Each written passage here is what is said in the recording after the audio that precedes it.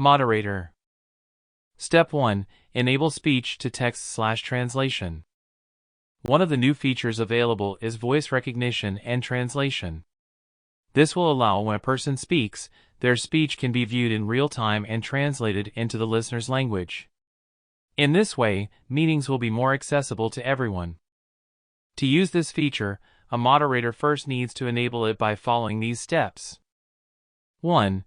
Go to the bottom menu in the center. 2. Click on the three dots symbol. 3. Next, select speech-to-text/translation settings.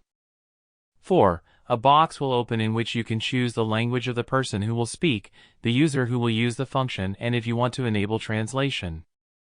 5. In case you want to enable the translation, you will be able to select the language to which you want it to be translated. 6. Finally, click on Enable Service. And that's it. Now you can enjoy the voice recognition and translation function in your meetings. Step 2. User configuration. After enabling it, you can customize its settings based on your preferences by accessing two icons that will appear in the bottom left corner.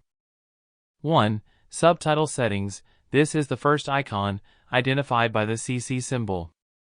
It allows you to select the language of your choice, enabling real-time translation of the speaker's speech into your desired language.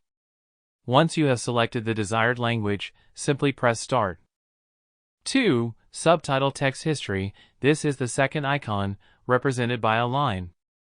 By clicking on it, you will be able to view a record of everything that has been spoken in the language you chose for translation. And that's it.